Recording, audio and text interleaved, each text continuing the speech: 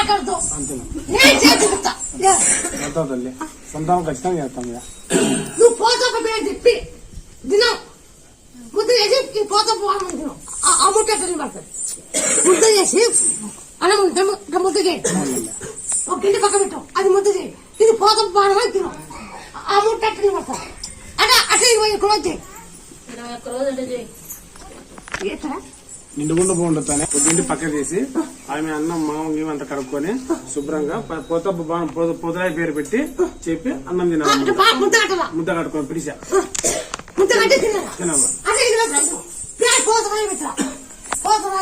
పోతురాజయ్య పోతురాజయ్య ఆయన వరమే